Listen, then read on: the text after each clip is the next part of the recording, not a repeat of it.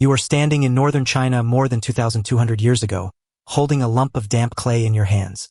In front of you is not a pot, not a brick, not a small figurine. It is a human body, a life-size soldier made from earth. Now look past him. There is another, and another, then hundreds more, eventually thousands. Some wear armor, some appear as archers, some stand beside chariots, others look like officers. Their hairstyles change, their clothing changes, their posture changes. Even their faces seem different. And when this army was new, these soldiers did not have the dusty gray-brown appearance you see today. They were painted, brightly. So the obvious question is not simply, who made the Terracotta Army? The better question is this: how could people in ancient China create thousands of life-size clay warriors, organize them into a complete army, place them underground, and finish the entire project more than 2,000 years before modern factories? And there is an even stranger question. Why would a dead emperor need an army at all? To answer that, you have to begin with the man at the center of everything, Qin Shi Huang.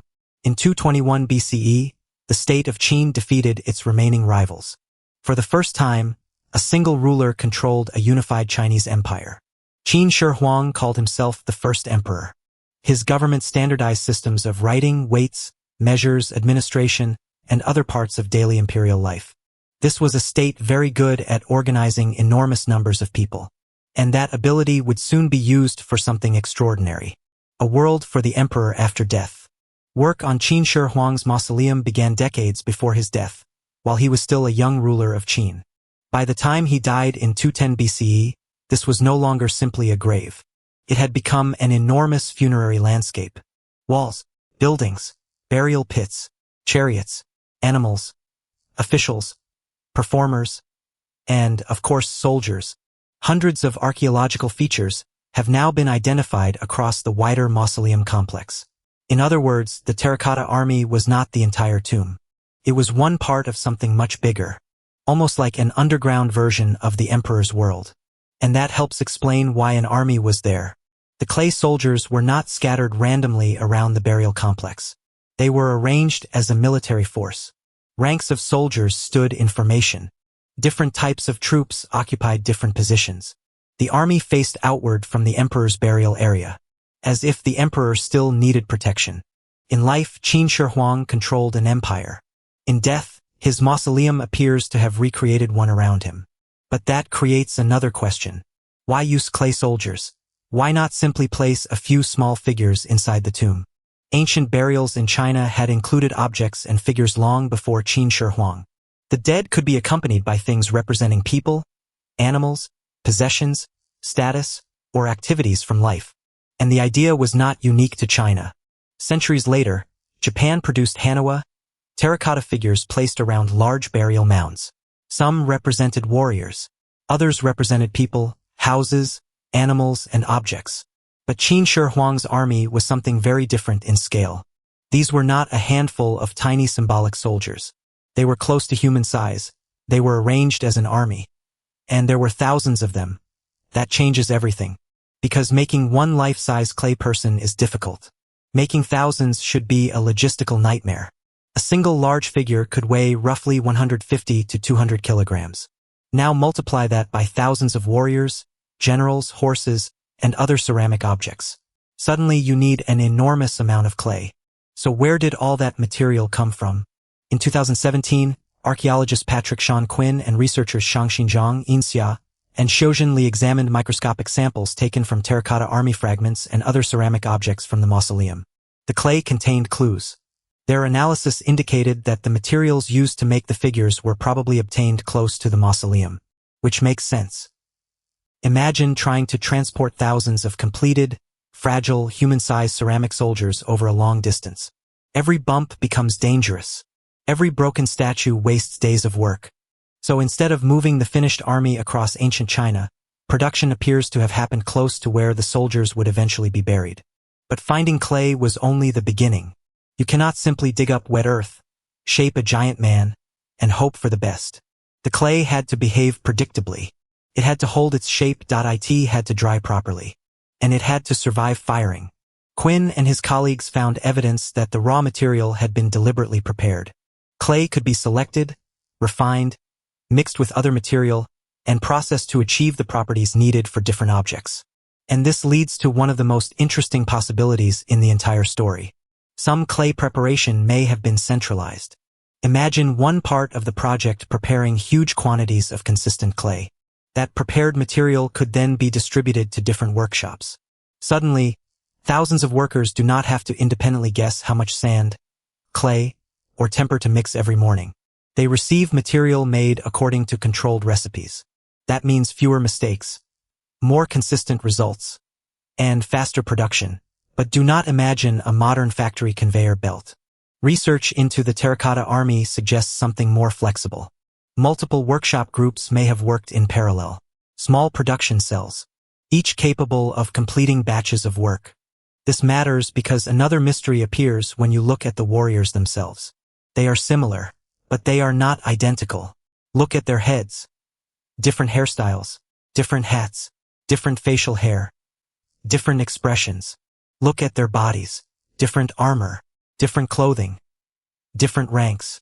If ancient China was producing them efficiently, why did the workers make them look so individual?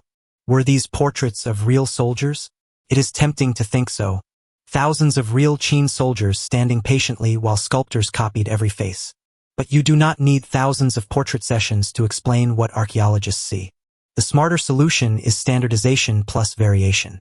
Imagine that certain difficult parts of the figure follow repeatable construction methods. Bodies can be built using familiar forms and techniques. Heads can begin from a limited range of basic shapes.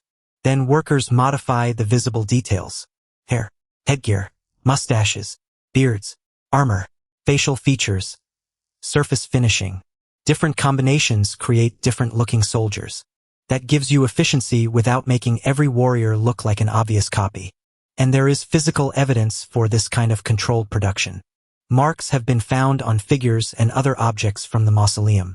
Some appear connected with workshops, craftsmen, supervisors, or administrative control. Researchers Xiaojun Li, Marcos Martinon Torres, Andrew Bevan and their colleagues have examined these marks together with measurements and the locations of objects inside the pits. Tiny differences become clues. One group of objects resembles another. A particular mark appears in one area. A batch shares similar dimensions. Patterns start to emerge. And those patterns point toward teams producing objects in parallel rather than one enormous line of workers performing identical tasks. Now imagine that you are one of those craftsmen. Your next problem is gravity. Wet clay is heavy. A life-size solid clay soldier would be extremely difficult to dry and fire properly.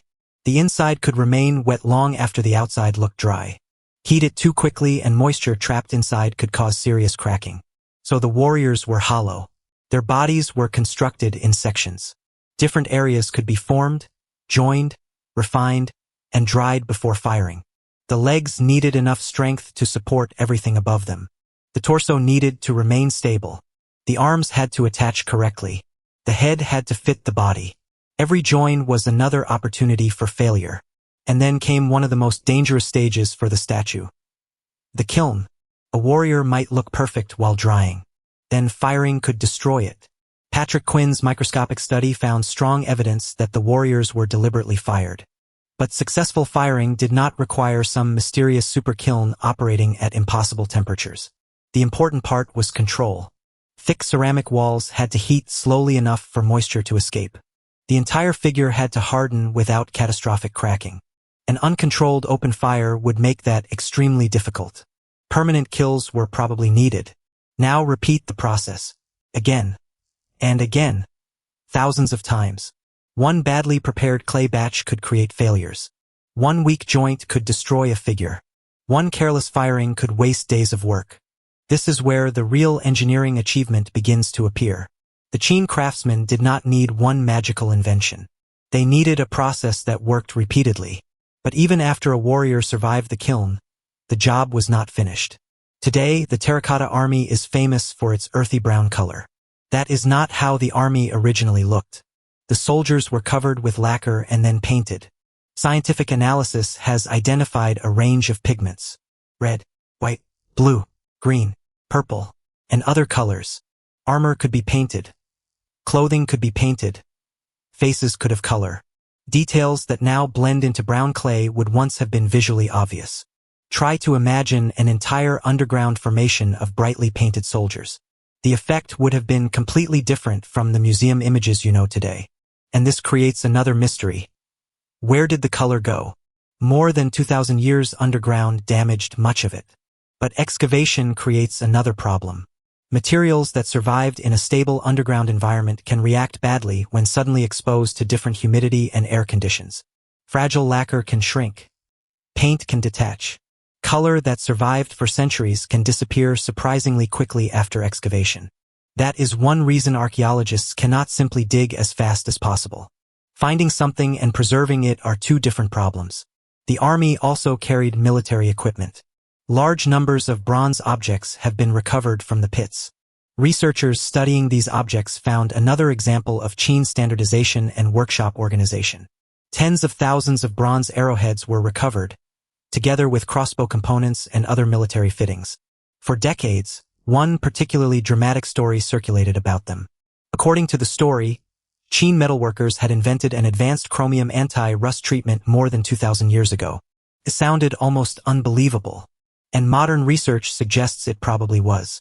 A large scientific study published in 2019 analyzed bronze surfaces, surrounding materials, lacquer, and soil. The researchers found that chromium on some objects was not evidence for a deliberate ancient anti-corrosion technology. Instead, the chromium was associated with lacquer contamination. The unusual preservation of many bronze objects appears to owe much more to the bronze itself and the burial environment. And that lesson is important. The real Terracotta Army is extraordinary enough. You do not need to invent lost technology to make the story interesting. Because now comes another enormous challenge. Everything had to be placed underground. The army pits were construction projects themselves. Workers created long underground spaces. Earthen walls divided corridors. Parts of the floors were paved. Wooden structures supported roofing above the soldiers. Then the warriors were positioned.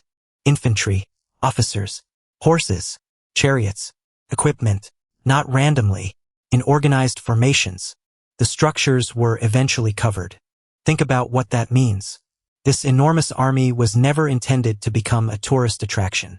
The workers spent years making thousands of detailed human figures, and then deliberately buried them where almost nobody would see them. Ancient historian Sima Qian later described an enormous labor force working on Qin Shi Huang's mausoleum. The famous number often repeated today is around 700,000 workers and craftsmen. But that number needs caution. Nobody today has a Qin payroll listing exactly 700,000 people working simultaneously. It comes from an ancient historical account written after the emperor's lifetime. Archaeology can show that the project mobilized people and resources on a huge scale. Cannot simply confirm every ancient number as if it had been counted today. Still, the physical evidence alone tells you that the workforce must have been extraordinary. Because clay warriors were only one part of the mausoleum. Someone had to prepare clay. Someone had to form the bodies. Someone had to make heads. Someone had to finish details. Someone had to operate kilns. Someone had to paint. Someone had to work metal. Someone had to build wooden structures. Someone had to transport materials. Someone had to dig pits. Someone had to supervise all of it. And someone had to keep thousands of tasks from interfering with one another. That may be the real secret of the Terracotta Army. Organization. The joint research program between University College London and the Emperor Qin Shi Huang's Mausoleum Site Museum is called Imperial Logistics. That name is revealing. Researchers are not looking for one lost machine that explains everything. They study clay recipes, workshop marks, dimensions, manufacturing differences, bronze objects, spatial patterns, and where specific pieces were found. Because those small clues show how an ancient state organized materials, people, and knowledge. The Qin did not need every worker to be a master of everything. Different groups could specialize. Several workshops could operate at once. Successful processes could be repeated. Materials could be standardized. Production could be tracked. Problems could be divided. And that is how an impossible task becomes manageable. Not by solving one giant problem, by turning it into thousands of smaller problems. But the army did not remain untouched forever. Soon after Qin Shi Huang died, the Qin dynasty itself collapsed. Parts of the burial pits suffered fire, structural collapse and destruction. Wooden roofs failed, earth pressed downward. Many warriors shattered. That is why photographs of perfect rows can give the wrong impression. Archaeologists did not discover thousands of completely intact soldiers calmly waiting underground. Many figures were found broken. Fragments had to be identified, matched, reassembled, restored. Sometimes a single warrior became a giant three-dimensional puzzle. And then comes perhaps the strangest part of the whole story. The army disappeared.